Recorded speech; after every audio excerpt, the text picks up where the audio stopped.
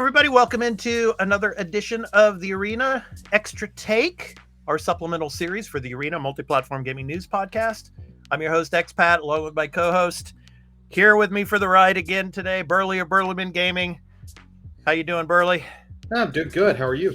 I'm doing good, man. I'm doing good. So this episode is about The Legend of Zelda, Tears of the Kingdom. So we're going to be showing you gameplay, and we're going to do a gameplay discussion. There might be some minor spoilers. I'm going to be throwing a lot of questions at Burley because Burley, of course, as usual, he provided the gameplay footage for us. So I'm going to throw lots of questions his way. So yeah, if Burley spoils it for you, blame him. I'm just kidding. No, there's probably going to be, I mean, we're not going to do major spoilers or anything, just maybe some minor spoilers, but really not so much. I mean, from the gameplay footage that Burley has provided us, he said that there's not really any kind of spoilery stuff in it. So, but before we get to the gameplay, I just want to let all of you know that there's going to be the ad-free version here for patrons.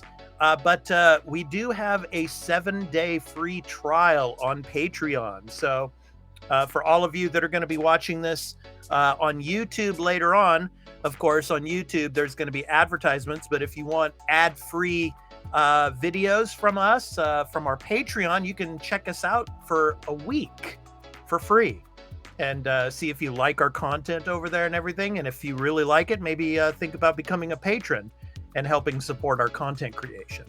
So anyway, yeah, we have a 7-day free trial over on our Patreon at patreon.com/thearenaproductions. So anyway, think about giving us a try over there. But for all of you current patrons, of course, you'll be getting this ad-free.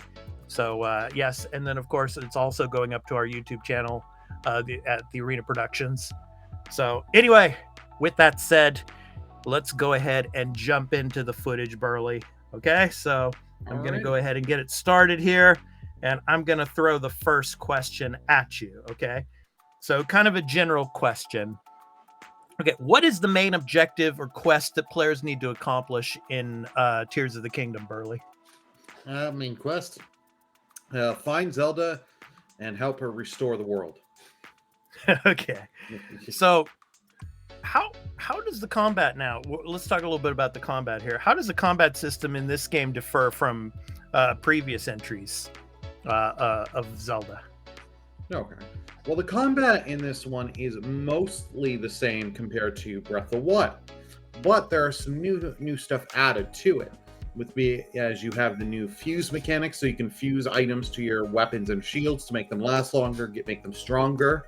But you also, in the case of your weapons, when you're attacking, as you're gaining materials from killing creatures and stuff, you can attach them to get added effects. So like you can add these little fire fruits to your arrows, for example, and now they give it like a +1 to the damage, but it now gives you fire arrows.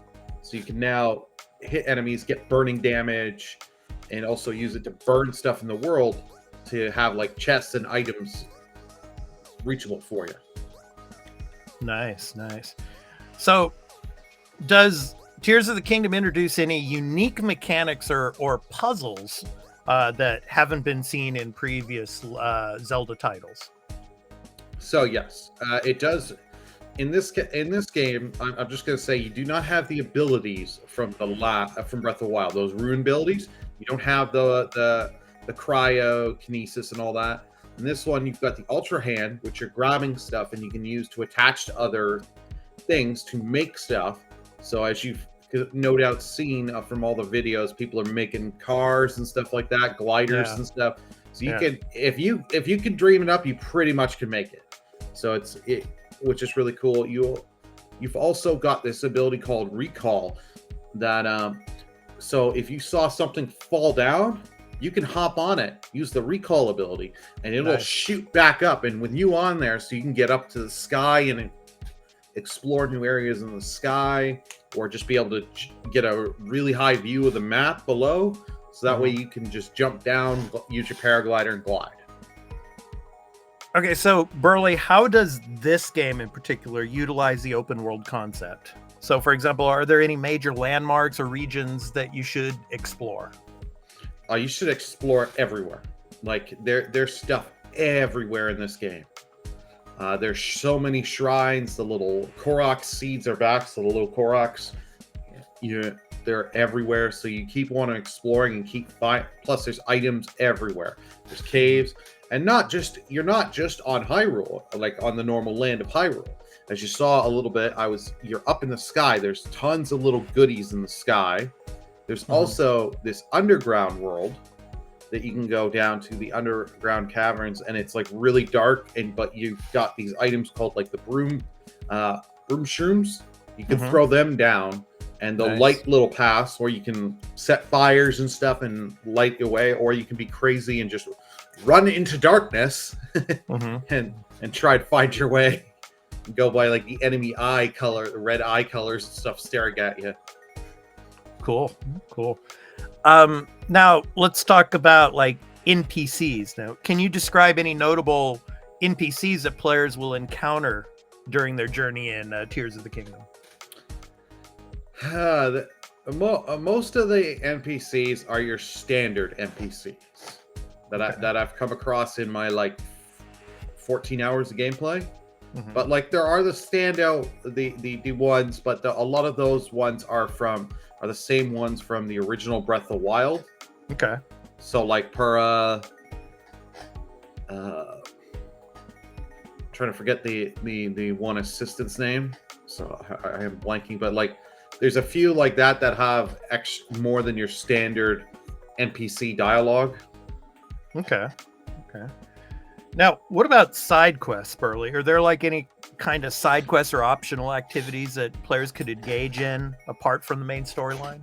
Oh yeah, there's tons of side quests and all that. Like when you go to the one little encampment, you've got people and they'll tell you stuff, and you've got little side quests you can do, and you gain stuff. Plus, there's also, like I mentioned earlier, the Korok seeds. So you have that quest is back. So, and those are worth doing it because you can increase the amount of weapons or the amount of armor and stuff like that you can hold. Yeah. Okay, this could become a little spoilery now. Okay, this next question. But anyway, are there any major choices or decisions that players need to make during the game that affect the outcome of the game or the storyline? As far as I know, no. But I am still as of the in-game story, I'm quite early on in it. I've been mostly right now, the last while, I've just been going through shrines, collecting it, and I'm trying to right now find the area where you take what the Lights of Blessings, they call them in this game. Okay. So that way I can upgrade my hearts and my stamina. I have enough for 2 upgrades. I still haven't found it yet. I'm searching because like in the last game, they make you go to it and then you have it quite early on, and you got a fast travel point right near it. This one they do not. I see. You got to re-find it and re-explore the map. Okay. Can you explain a little bit more about how this game incorporates like puzzle solving elements and environmental interactions? Oh yeah. So I'm just going to use the shrines for example. In the shrines, you'll have your puzzle shrines, and they make you the puzzles aren't. They'll give you like materials on the ground there, and you got to figure out how you're going to get across it. So you're using the Ultra Hand, the fuse ability, and fusing and creating stuff to do it. Like in the one that I played, you literally you have this little hammer switch, which it'll swing when you hit the one little switch. Well, a ball's coming down. You've got to attach this one little spike to it, so you can make pretty much like a baseball bat and hit the ball to hit this one switch. Okay. Interesting.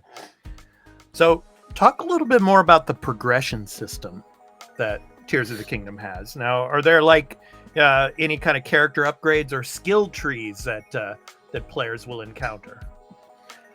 No skill trees, but the upgrades, like I said, you're gaining more heart containers and you're gaining more stamina so you can last longer in the world. But you also can upgrade your armor and weapons so that way they last longer. You can enhance them. Okay. So, final question, Burley. And I've said I've been playing this a little bit too. I've put maybe about 10 hours into it so far. I'm really enjoying it. But obviously, you've played a lot more than I have. But is this going to be Game of the Year? There's a lot of people out there saying that Final Fantasy could challenge this game for Game of the Year. What do you think? Is this going to win Game of the Year? This has a very high chance. I wouldn't be. I think this is in all honesty, I think this is going to win Game of the Year. Okay. Yeah. I think Final Fantasy 16 will be good, decent competition, but I don't think it's going to win. Mm-hmm. But I can't wait to play Final Fantasy 16.